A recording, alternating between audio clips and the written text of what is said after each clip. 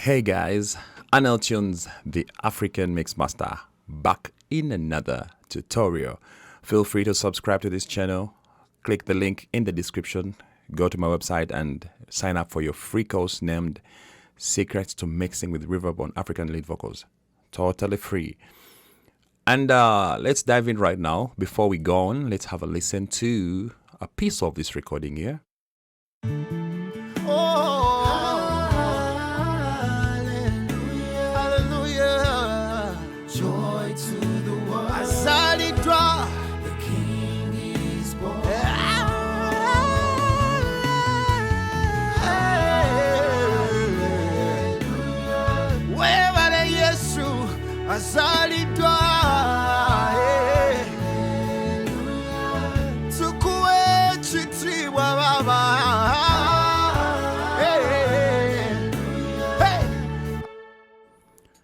Right there, that's what we're dealing with. Amazing vocals, amazing song by Benji Kasule, an amazing artist, very gifted artist and producer as well.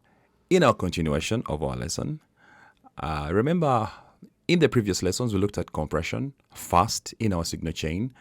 Remember we are dealing with mixing vocals using Logic stock plugins, no external plugin whatsoever. So we began with our compressor here. And then we did our EQ, corrective EQ. And then we did, I remember the beat crusher, as you can see it here, which shocked so many that I use it on vocals. And then we did the de-esser. We looked at the de-esser previously. And now we are going to add another compressor right here. So allow me close these others. If you didn't watch those videos, they're on my channel here. Please look for them. And they're in a playlist. So now let's look at another compressor here. I have chosen the vintage FET compressor. Why do I choose to use a vintage compressor over a digital platinum compressor like this one here? The reason is simple, because vintage compressors emulate that those harmonic distortions of the old gear. And they add that saturation into the recording as they do their work of compression. That is the reason as to why I love using vintage compressors. If it's a matter of superiority, that's where they're superior. But even if I used a digital, compressor, even the Studio VCA compressor, I'll still get the same results. We also have the Studio FET compressor. Just to get the same results, but there is that character. There are those artifacts that are added by the vintage compressors. Those artifacts were emulated from the circuits of those real hardware compressors.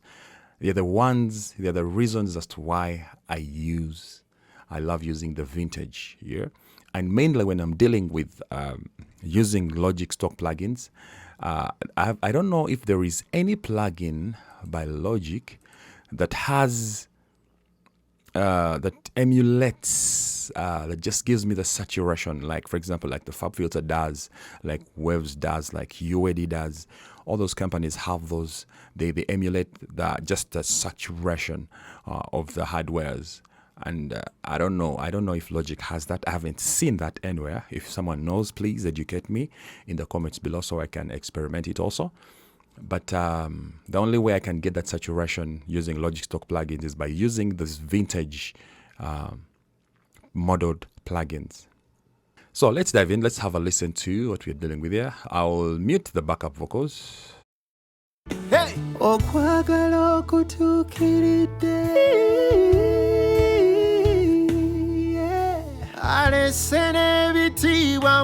In my first video about compression, I talked about not making your decisions based on what you see here, but based on what you hear. Because music is for the ears, so not for the eyes. If you use the eyes to make decisions, you'll get everything wrong. So I would like to take you through my settings here. So I explain to you what I'm trying to achieve with this second compressor and why I use second compressor. First, why did I have to bring up a second compressor? We had a first compressor here in the beginning of the chain. Now we also have a second compressor here. The reason I am using a second compressor is because this vocal is very dynamic. The quiet parts are very quiet and the loud parts are very loud. When I talk about dynamic, I simply mean the difference between the quiet and the loudest parts. So, and using one compressor to curb all that difference would be pushing the compressor so much. And you should know that every time you push a plugin so much, it introduces a certain character onto the recording. You may love that character, you may not love it. But for this particular scenario, I don't want the compressor to impose its character on my vocals. I want these vocals to remain as clean as possible. If it is saturation that I want the natural saturation that comes from its circuit, that vintage modeled circuit. That is enough. I don't want the compressor to be so obvious on my vocals. So what do? I compress sparingly, but I use different compressors to achieve my goal. I hope that is very clear. So I'm bringing a second compressor here just to curb some more of those, some more of the dynamic range, to have it more consistent without using one compressor to push it so hard. So I use these two compressors each sparingly. And this one here is really not to correct anything, but just to have that uniformity, that consistency throughout the mix. Remember, on the previous one, we didn't have the attack and the release. And on this one, you have the attack and the release, and which are the main parameters that I really want to work with on this particular compressor. Not so much of the ratio and the threshold. And if you don't know what the threshold and the ratio do, please feel free to look for the videos somewhere on this channel, in this playlist, and you will get them. I have my threshold set at 22, negative 22, my ratio at 4:1. My makeup gain has been boosted to around 1.5 dB, as you can see here. And then let us look at the attack here. What does the attack do? The attack tells the compressor how fast to react when the signal crosses the threshold. No rocket science. I'll say it again. The attack tells the compressor how fast to react when the signal goes above the threshold. Should I attack faster? Should I grab the signal that has gone above the threshold very fast, or should I get it gradually or slowly? Should I let some transients go through, then I curb, or should I curb immediately when the transients cross the threshold? That is what the attack does. And you see I've set fairly fast attack because I wanted to curb some of those second transients that come through, that cross the threshold. I know this may be sounding confusing, but over time, the more you work with the compressor, you begin to understand and hear the difference. And then we have the release here. The release tells the compressor when to let go of the audio that has gone above the threshold. So a faster release means when, as long as the audio has been compressed, let go very fast. And a slower release means hold on to that signal for longer. And I've set fairly medium release here because I want those signals that go above the threshold to be held a little bit longer. I want it more controlled. I don't want to let them go, since this kind of singing is very dynamic. You'll find that if I was mixing an Afrobeat song whereby the vocals are not very, very dynamic, I would do a pretty fast release and a pretty slow attack. This particular scenario here calls for a fast attack and a slower, quite a slower release. That's to my taste.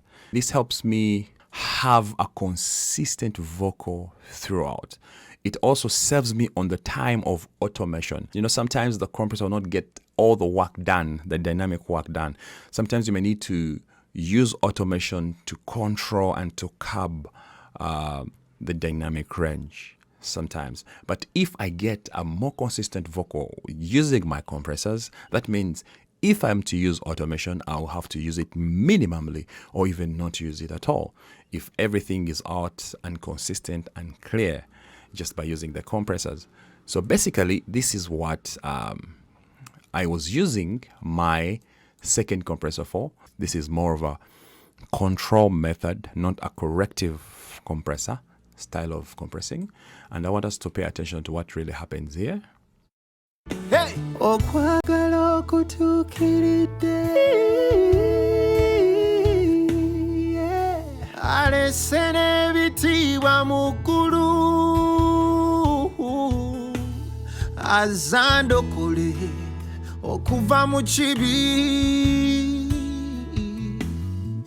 Beautiful, beautiful, beautiful. So let us try to play this recording without the compressor and then with, and we see the difference. So first without. Hey!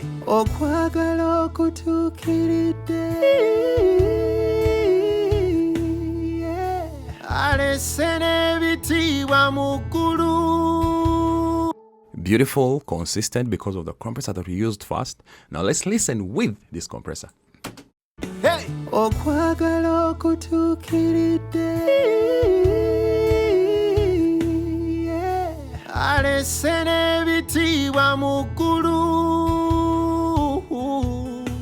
We get more punch into the vocal, and the vocal comes more into your face. It comes closer to you, okay? And that's some other advantage of using a compressor after another compressor, yeah? So the vocal comes more in your face. I know your ears may not be able to perceive that, mainly if you're not using a good pair of headsets or studio monitors.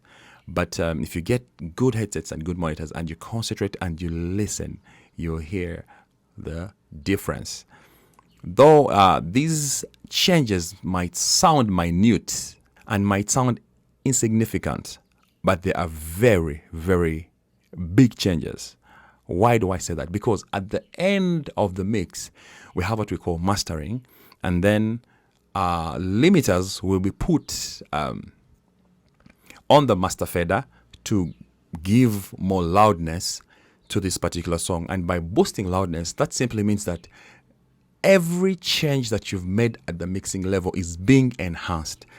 Then these small changes that you see now, that you hear now, will be expounded on, and they will be very, very, very audible. And it will make a huge difference at the mastering level. So don't think that by doing these small things at mixing level, they're really not that important. No, they are very, very important. They make all the difference. So this video has been more about explaining, but still, I hope you understand. Watch it again and again and again and again so that you really understand it. Thank you for watching. Subscribe to this channel. See you in my next video. Bye-bye.